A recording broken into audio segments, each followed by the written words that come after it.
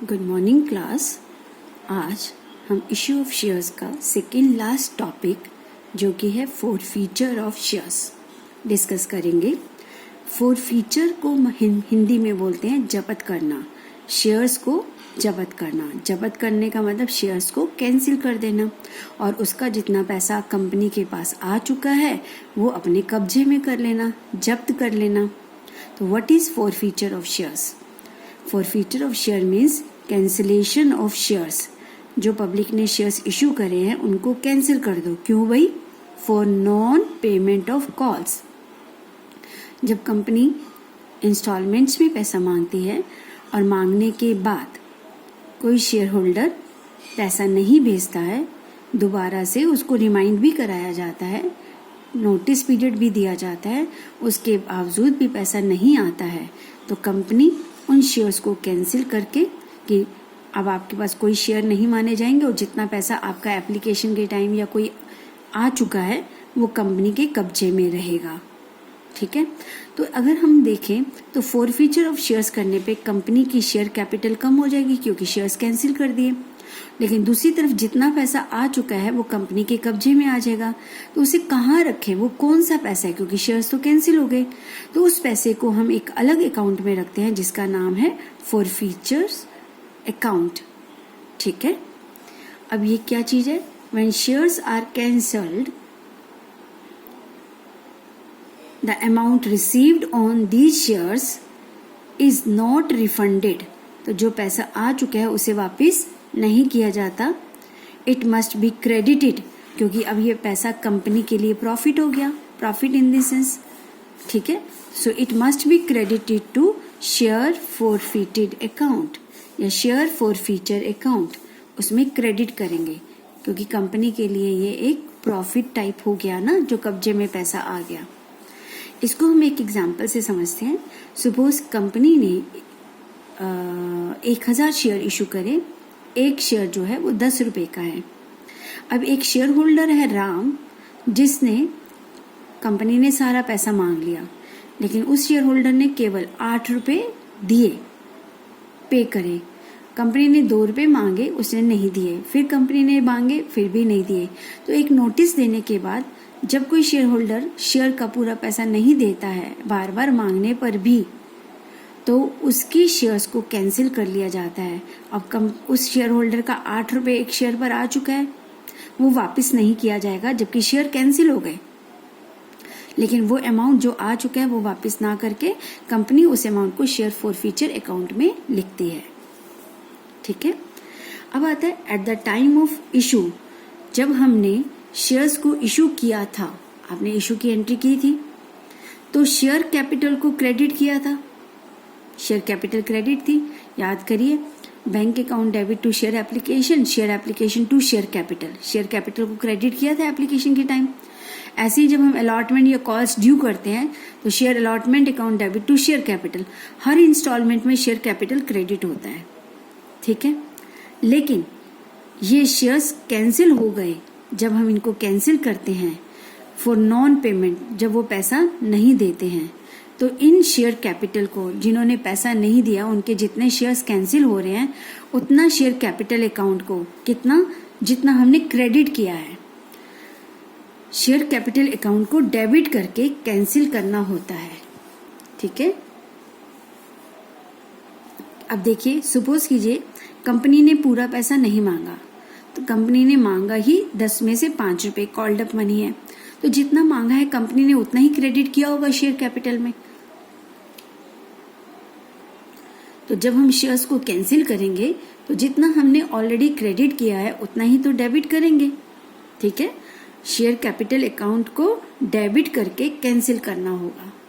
अब आता है कि शेयर को जब हम फोरफीट करेंगे तो उसके शेयर कैंसिल कर रहे हैं, इसका मतलब तो हम एंट्री क्या करेंगे? इसकी एक जनरल एंट्री होती है बेटा फोरफीट करने की, शेयर कैपिटल अकाउंट डेबिट, क्योंकि शेयर कैंसिल हो रहे हैं, पहले क्रेडिट थी अब डेबिट। लेकिन कितने अमाउंट से डेबिट करना है? कॉल्ड अप मनी, जितना पैसा मांगा है कंपनी ने उतने से ही डेबिट करोगे ना, क्योंकि जितना हमने ऑलरेडी इश्यू के टाइम क्रेडिट किया होगा, जो मांगा है वही तो क्रेडिट किया होगा। सपोज आपने ₹10 के शेयर्स में से अभी ₹6 मांगे हैं, ₹4 नहीं मांगे, when ever it is required, तो कॉल्ड अप मनी कितनी होगी? ₹6। तो जितना मांगा है उतना ही तो इशू के टाइम आपने शेयर कैपिटल क्रेडिट किया होगा। तो आज जब हम उन शेयर्स को कैंसिल कर रहे हैं तो उतना ही तो डेबिट करके कैंसिल करेंगे। तो शेयर कैपिटल अकाउंट में कितने से करेंगे? कॉल्ड अप मनी, जितनी हम कंपनी ने मांगी है। ठीक है, अब शेयर कैपिटल तो क्रेडिट हो गई, लेकिन जितना पैसा आ चुका है, क्योंकि उस डिफॉल्टर ने कुछ पैसा तो दे दिया होगा, उसे क्या करें? तो उसे हम टू शेयर फॉरफीचर अकाउंट में ट्रांसफर कर देते हैं। तो ये कंपनी के लिए प्रॉफिट हो गया, जितना आ चुका है। और जितना नहीं आया है, जैसे सपोज कंपनी ने ₹6 मांगे थे, ₹6 में से ₹3 तो आ गए, ₹3 नहीं आए, राइट? तो जो आ गए वो फॉरफीचर में लिख दिए। जो नहीं आए, सपोज वो करिए कॉल का पैसा था, अलॉटमेंट का नहीं था, तो हम लिखेंगे to share forfeiture to share calls account, या अलॉटमेंट का था तो टू शेयर अलॉटमेंट। जो पैसा नहीं आया उसको इस अकाउंट से कैंसिल कर देंगे। अब आपके दिमाग में आना है क्रेडिट क्यों किया? बेटा, जब हमने इशू करते समय अलॉटमेंट का पैसा या कॉल का पैसा मांगते हैं तो हम उन्हें डेबिट करते हैं ना, share allotment account debit to share capital. अब जब उन्होंने पैसा नहीं दिया तो हमने वो अकाउंट ओपन किया हुआ है डेबिट करके। अब वो जब शेयर ही कैंसिल हो गए तो जो उनके अमाउंट से हमने एंट्री डेबिट करी थी उसे अब हम क्रेडिट करके कैंसिल करेंगे। ये वो एंट्रीज हैं जिनका पैसा नहीं आया है और जिन्हें हमने इशू के टाइम डेबिट किया था, अब हम क्रेडिट करके कैंसिल कर रहे हैं। तो शेयर फॉरफीचर की एंट्री याद रखेंगे, शेयर कैपिटल अकाउंट डेबिट होगा जितना मांगा गया है, कॉल्ड अप मनी। ये बात याद रख ले, ये बहुत इंपॉर्टेंट बात है। टू शेयर फॉरफीचर, जितना शेयर होल्डर ने दे दिया, यानी कंपनी के पास जितना आ चुका है उतना ही तो फॉरफीचर में जाएगा। और ये दोनों कौन सा है? जो मांगने पर नहीं आया, और जो पैसा मांगा ही नहीं, वो नहीं आया, वो यहाँ नहीं दिखाया जाता क्योंकि वो तो अभी हमने मांगा ही नहीं। जो मांगने पर नहीं आया है, ठीक है। और इस एंट्री को हम एक और तरीके से कर सकते हैं, वो ये वाली 2 एंट्रीज के लिए। ये तो सेम रहेंगी, ये तब है और अगर eight the time of issue non payment के लिए कंपनी ने कॉल्स इन एरियर्स अकाउंट खोला था। सपोज करो, मैंने आपको पहले भी क्वेश्चंस कराए थे, जब कोई पेमेंट नहीं आती है तो हम calls in arrears account debit करते हैं। अगर आपको याद होगा, लास्ट लेक्चर में भी बताया था। अगर आपने नॉन पेमेंट के लिए calls in arrears account open किया था बेटा, ठीक है, यानी डेबिट किया था इशू के टाइम में, अब वो शेयर्स जिनका पैसा नहीं आया, जो कॉल्स इन एरियर्स वाला था, तो उन शेयर्स को अगर हम कैंसिल कर रहे हैं तो वो जो अकाउंट ओपन किया था कॉल्स इन एरियर्स डेबिट करके, उसे कैंसिल करना पड़ेगा। तो उस सिचुएशन में share capital debit called up money से ऐसे ही होगी, ये कॉल्ड अप मनी से ये ऐसे ही होगी। शेयर कैपिटल जो आ चुका है शेयर फोर से, वो फॉरफीचर में आ गया। अब जो पैसा नहीं आया, यहाँ तो मैंने उनके नाम से उनको कैंसिल किया था क्योंकि ये without opening calls in arrears method था। लेकिन जब calls in arrears account open किया होगा तो हम इन इंस्टॉलमेंट्स का नाम नहीं लिखेंगे, हम सीधा क्या लिखेंगे? To calls in arrears. ये कैंसिल करने की एंट्री है जो आपने डेबिट करी थी इशू के टाइम, क्योंकि वो शेयर्स ही कैंसिल हो गए। और अगर हम इन कॉल्स इन एरियर्स को कैंसिल नहीं करेंगे तो बुक्स में तो calls in arrears account debit रहेगा, जबकि वो अब तो आना ही नहीं है पैसा, क्योंकि शेयर्स कैंसिल हो चुके हैं। ठीक है, तो ये फॉरफीचर था बेटा, जिसके अंदर जो पैसा मांगने पर भी नहीं आता है और उनको हम फिर कैंसिल करते हैं, तो या तो इस तरह से एंट्री करेंगे या इस तरह से एंट्री करेंगे। ठीक है, अब अगला पॉइंट आता है कि फॉरफीचर अकाउंट को बैलेंस शीट में डिस्क्लोज कैसे किया जाता है। कैसे किया जाता है मैं नोट्स टू अकाउंट्स में बता रही हूँ आपको। पहले तो ऑथोराइज कैपिटल आप जानते हैं, दिखाया, क्लोज कर दिया।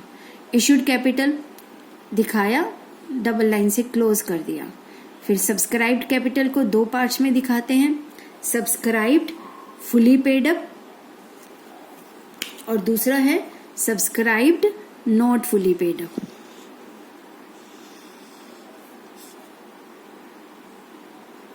ठीक है, ये आप पहले से करते आ रहे हैं। अब सब्सक्राइब फुली पेड अप, जिन्होंने पूरा पैसा दे दिया है, जिन्होंने पूरा पैसा नहीं दिया है, जितने भी वो शेयर्स हैं वो फिगर यहाँ आ जाएगी। उसमें से हम माइनस करते हैं कॉल्स इन एरियर्स, जिन्होंने पैसा नहीं दिया।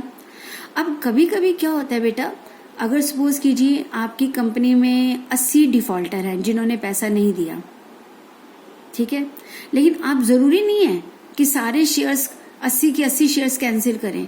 हो सकता है आप उसमें से कुछ शेयर ही कैंसिल कर रहे हैं, कुछ की अभी वेट कर रहे हैं। तो जो जिनकी आप अभी वेट कर रहे हैं उनका अभी calls in arrears account open है, ठीक है। तो यहाँ क्या करना है, जितना शेयर्स आपने मांगा है वो कितना है और कितनों ने नहीं दिया वो माइनस कर देंगे, less calls in arrears, plus जो शेयर्स आपने कैंसिल कर दिए हैं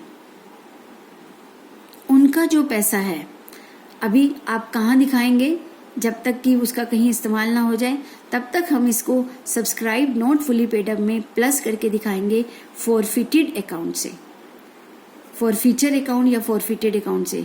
अब इस नॉट फुली पेड अप में माइनस करेंगे कॉल्स इन एरियर्स, ऐड करेंगे फॉरफिटेड अकाउंट, जो अमाउंट आएगा वो यहाँ दिखाएंगे। और बैलेंस शीट में कौन सा अमाउंट आता है, इन दोनों का सम करके, फुली पेड अप का जितना अमाउंट है और ये इन दोनों का जब हम टोटल कर देंगे तो जो ये अमाउंट आएगा बैलेंस शीट में, आप इक्विटी शेयर कैपिटल में ये दोनों का टोटल दिखाएंगे, इसका और इसका प्लस करके, ठीक है। तो ये है हमारा फॉरफीचर अकाउंट। अब हम कुछ पॉइंट बुक्स में से पढ़ते हैं। Forfeiture of share means cancelling the shares for non payment of calls due.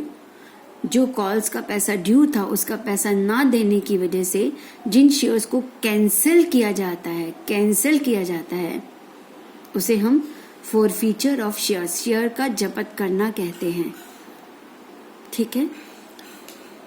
अब ये आगे वही सब लिखा है जो मैंने आपको बताया था। ये लाइन आपको याद रखनी है 1 मार्क क्वेश्चन के लिए। द कंपनी बिफोर फॉरफीचर, जब कोई कंपनी किसी के शेयर कैंसिल करती है या फॉरफीट करती है, must first give notice to the defaulting share holders.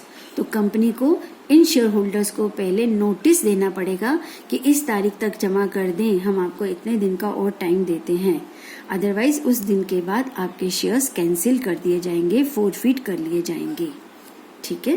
तो 1 मार्क का क्वेश्चन ये आ सकता है, 1 मार्क का क्वेश्चन ये आ सकता है। नेक्स्ट, ऑन फॉरफीचर, जब हम फॉरफीचर करते हैं, the shares are cancelled and to that extend share capital is reduced. जब शेयर कैंसिल कर रहे हैं बेटा तो ऑब्वियसली कंपनी की पूंजी कम हो जाएगी, शेयर कैपिटल अभी मैंने बताया डेबिट करके शेयर कैपिटल कम हो जाएगी, ठीक है। The amount received by the company, जो कंपनी को पैसा मिल चुका है, जैसे एक डिफॉल्टर है उसने कुछ पैसा तो दे ही दिया होगा, तो जितना पैसा आ चुका है अब वो शेयर कैपिटल में नहीं रहेगा क्योंकि शेयर कैंसिल कर दिए हैं, इज नॉट रिफंडेड, उसे हम वापस नहीं करते हैं, ठीक है। जनरल एंट्रीज फॉर फॉरफिटिंग, फॉरफिटेड होता है कैंसिल करना, जब्त करना। द शेयर्स इज पास्ट, तो हम उसकी एक जनरल एंट्री करते हैं जो मैंने अभी आपको बताई थी, बिल्कुल ये ही जनरल एंट्री ऐसे करते हैं जो मैं आपको डिस्कस कर चुकी हूँ। इसमें ये चीज बिल्कुल याद रखना है कि कितने से डेबिट करना है, कॉल्ड अप मनी से, यहाँ मैंने आपको रजिस्टर में एंट्री करके बता दी है, ठीक है। अगला पॉइंट आता है जो हमने अभी डिस्कस कर लिया था, disclosure of forfeited shares in the balance sheet. Balance sheet में कहाँ दिखाए जाते हैं, subscribe not fully paid up के अंदर ऐड कर दिए जाते हैं, वही बात यहाँ लिखी है, दोबारा रिपीट करने की जरूरत नहीं है, आप इसको पढ़ लीजिएगा, ठीक है। अब एक पॉइंट और है, accounting entries on forfeiture of shares. Forfeited shares में have been issued at par or premium. कभी कभी बेटा क्या होता है कि जिन शेयर्स को आप कैंसिल करने जा रहे हैं उसमें हमें एक बात चेक करनी पड़ती है कि प्रायर जब हमने पहले शेयर्स इशू करा था उनको, तो क्या वो पार पर इशू थे या प्रीमियम पर थे, ठीक है, क्योंकि दोनों ही केसेस में थोड़ा सा एंट्रीज में फर्क है। Accounting entries for forfeiture will vary मतलब अलग हैं according to the situation. Situation के हिसाब से। अभी मैंने जो रजिस्टर में आपको बताया था वो एट पार का केस था। तो ये जो मैंने अभी आपको पहले एंट्री समझाई थी ये केस पार का है। मैंने यहाँ प्रीमियम के बारे में कुछ नहीं बताया आपको। चाहे without opening calls in arrears वाला केस है और ये ओपनिंग कॉल्स इन एरियर वाला केस है जिसमें हम कॉल्स इन एरियर्स को क्रेडिट करके कैंसिल कर देते हैं। अब हम कुछ प्रीमियम वाला केस समझते हैं। ये है फॉरफीचर ऑफ शेयर्स, उन शेयर्स को कैंसिल करना विच वर ओरिजिनली इशूड एट प्रीमियम, जिन्हें हमने प्रीमियम पर इशू किया है। तो उस केस में जब शेयर्स कैंसिल किए जाते हैं तो बेटा आपको थोड़ी सी सोच रखनी है। क्या सोच रखनी है कि जिन शेयर्स को आप कैंसिल करने जा रहे हैं या फोरफिट करने जा रहे हैं, क्या उन शेयर्स पर SPR security premium reserve has been received, क्या उसने बंदे ने डिफॉल्टर जो है सिक्योरिटी प्रीमियम का पैसा दे दिया है, दूसरा सिक्योरिटी प्रीमियम का पैसा नहीं दिया है। ये दोनों सोच आपको देखनी पड़ेंगी। अगर डिफॉल्टर जिसके शेयर्स कैंसिल हो रहे हैं उसने सिक्योरिटी प्रीमियम का अमाउंट हो सकता है एप्लीकेशन या अलॉटमेंट के साथ दे दिया हो, कॉल का पैसा उसने नहीं दिया, तो उस केस में at that time of forfeiture it is ignored. तो हम अपनी एंट्री में प्रीमियम के अमाउंट को कहीं नहीं दिखाएंगे। इसका रीजन क्या है? क्योंकि बेटा जो डिफॉल्टर है उसने जो सिक्योरिटी प्रीमियम का पैसा कंपनी को दे दिया तो कंपनी ने उसको SPR अकाउंट में डाल दिया होगा। अब इस SPR का अकाउंट का जो पैसा आ गया, आप जानते हैं कि उस पैसे का इस्तेमाल सिक्योरिटी प्रीमियम रिजर्व अमाउंट का इस्तेमाल कुछ लिमिटेड पर्पसेस के लिए ही किया जाता है। इसलिए वो पैसा जब एक बार आ गया तो हम उसे उसी अकाउंट में रखेंगे, किसी और काम के लिए यूज नहीं कर सकते।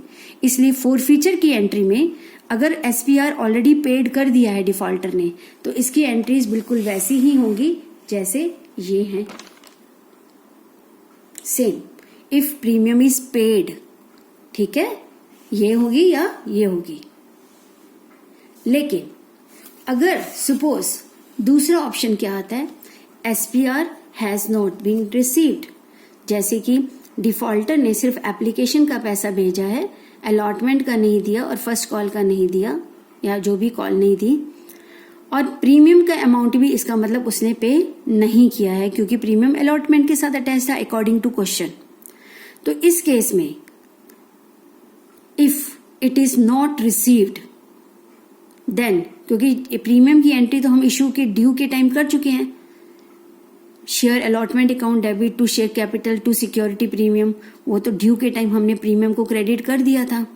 लेकिन जब रिसीव करने की बारी आई तो डिफॉल्टर का पैसा हमें मिला नहीं और वो अकाउंट क्रेडिट हो गया, जबकि उसके अंदर पैसा तो कुछ आया ही नहीं। तो अगर प्रीमियम का पैसा नहीं आता है और आपने प्रीमियम अकाउंट क्रेडिट कर दिया ड्यू की एंट्री में, ठीक है, if it is not received then at the time of forfeiture, तो जब हम फॉरफीचर की एंट्री करेंगे, cancelled SPR by debiting SPR account, तो हमें सिक्योरिटी प्रीमियम रिजर्व की एंट्री को कैंसिल करना पड़ेगा सिक्योरिटी प्रीमियम रिजर्व अकाउंट को डेबिट करके। ये बात बहुत इंपॉर्टेंट है, याद रखेंगे। क्यों कैंसिल करना है? क्योंकि हमने इशू के टाइम उसको क्रेडिट किया था और वो पैसा नहीं आया। अगर कैंसिल नहीं करेंगे तो अकाउंट क्रेडिट रह जाएगा जबकि पैसा तो है नहीं। तो फॉरफीचर के टाइम उसे हम डेबिट करके कैंसिल कर देंगे। इसकी एंट्री में आपको अभी बताऊंगी। पहला case, if security premium is received, receive हो चुका है तो देखिए हमने कहीं SPR नहीं डाला, शेयर कैपिटल जो पैसा नहीं आया और जो आ चुका है यही एंट्री थी, यानी पार की तरह। But if security premium is not received, अगर हमें पैसा नहीं रिसीव हुआ तो उस केस में security premium reserve account debit करना पड़ेगा। जितने अमाउंट से डिफॉल्टर का हमने क्रेडिट किया था वही SPR डेबिट करना पड़ेगा कैंसिल करके, ठीक है। और जब यहाँ security premium reserve account debit होगा तो यहाँ अलॉटमेंट का अमाउंट कौन सा आएगा? Total share capital plus premium मिलाकर। इस केस में अलॉटमेंट का अमाउंट कौन सा आएगा? बिना प्रीमियम के आएगा। ये चीज ध्यान रखेंगे। बाकी इनकी प्रैक्टिस हम क्वेश्चंस के साथ करेंगे, ठीक है। थैंक यू बेटा। नेक्स्ट क्लास में इन्हीं टॉपिक के ऊपर हम कुछ प्रैक्टिकल क्वेश्चंस करेंगे।